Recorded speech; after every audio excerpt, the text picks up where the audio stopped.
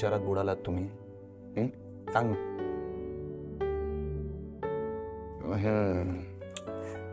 आईचा विचार करतोयस ना?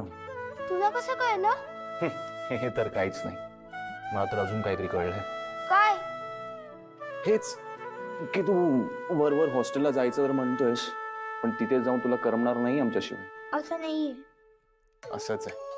आता तूच विचार कर ना, तुला जेव्हा घरची आठवण येईल, सर्दी खोकला होईल, आईच्या जवळ यावंसं वाटेल तर काय करशील तू? किती लांब आहे माहिती ते हॉस्टेल? 7-8 तासाचा प्रवास आहे.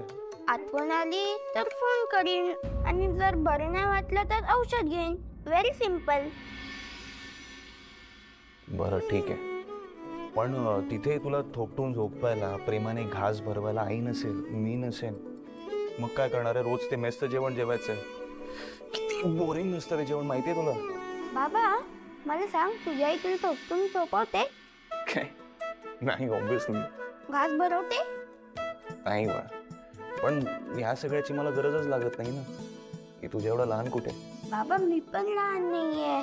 तू कशी स्वतःची कामं स्वतः करतो, आईला मदत करतोस, क्रिकेट खेळतोस, मला पण तसं करायचंय, सेम तुझ्यासारखं, खूप स्ट्रॉंग. थँक्यू, खरंच. पण बाळा, तू हे सगळं इथे राहून पण करूच शकतो ना? नाही करू शकत. आई मला करायलाच नाही देत. आई सारखे माझी लाड करते. जरा जरी मला लागलं ना तरी पण ती रडते. मग मी कसं स्ट्रॉंग होणार? पण तिकडे जाऊन मी सगळं माझं करायला शिकेन. माझा अभ्यास, शाळेची तयारी. मगच आईला वाटते की आपला बनी खरंच मोठा झालाय. काय बोलू ना, मला कळतच नाही. तेवढा लहान असून पण मोठ्यांसारखं कसा बोलतोस रे मला? तेच तर मी सांगतोय तुम्हाला, मी लहान नाहीये, मी मोठा आहे. पण तुम्ही सगळे माझं ऐकतच नाही. बरं ठीक आहे, चल ऍटलीस्ट एक गोष्ट तरी कन्फर्म झाली की तू आमच्यावर चिडून हॉस्टेलला जात नाही. करेक्ट. ठीक आहे, चल. तुझी खरंच एवढी इच्छा आहे ना, तर उद्याच तुझी हॉस्टेलची ऍडमिशन प्रोसेस पूर्ण कर. येस. पण जर तू तुझा जाण्याचा निर्णय बदललास तर सगळ्यात आधी तू मला येऊन सांगायचं. मी चिडेन, फीस भरले म्हणून स्वतःला फोर्स नाही करायचं जायला.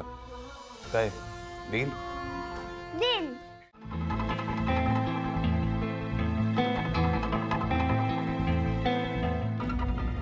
Good morning.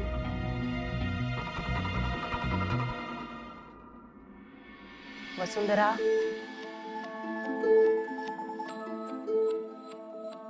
मग बोललीस का बनीशी? त्याच्या त्या डोक्यातनं हॉस्टेलचा खूळ गेलं की नाही? ह्यावेळी खूळ नाही वाटत आहे मला वहिनी. हे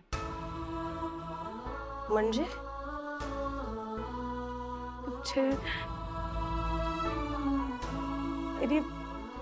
बनी एरवी जेव्हा हट्ट करतो ना तेव्हा खूप हात पाय झाडतो, रुसून बसतो, माझ्याशी बोलत नाही. पण ह्यावेळी असं नाहीये वहिनी. ह्यावेळी तो असं वागतो जसं त्याचं ठरलंय की तो हॉस्टेलला जाणारच आहे.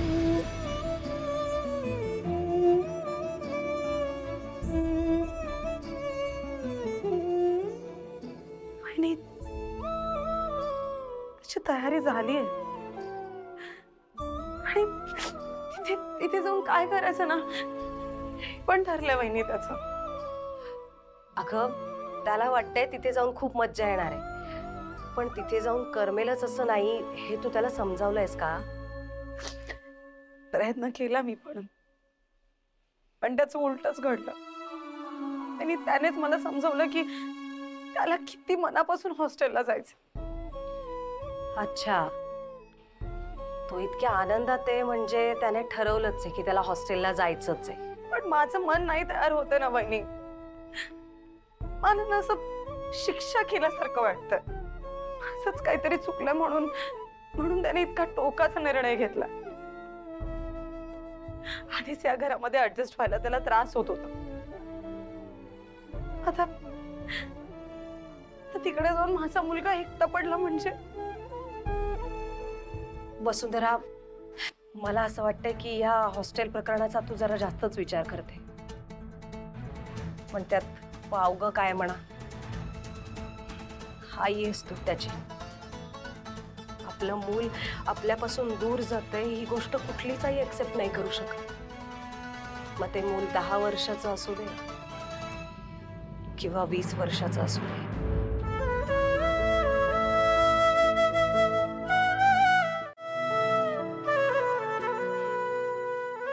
तुम्हाला माहिती आहे हे लग्न करताना मला वाटलं होतं की तेव्हा असं वाटलं होतं माझ्या बनीला त्याचे बाबा मिळतील, मोठं कुटुंब मिळेल. पण या सगळ्यात ना त्याची खरी गरज काय हे मी ओळखूच शकले नाही बहुतेक.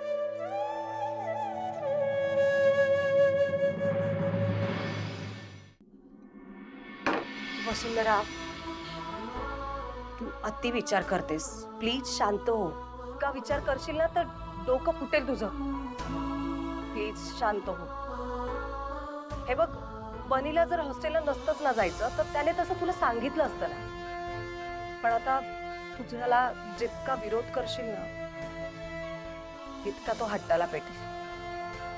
त्यामुळे प्लीज प्लीज शांत राहा. हा, विश्वास ठेव. जे काही होईल ते चांगलंच होईल. कळलं?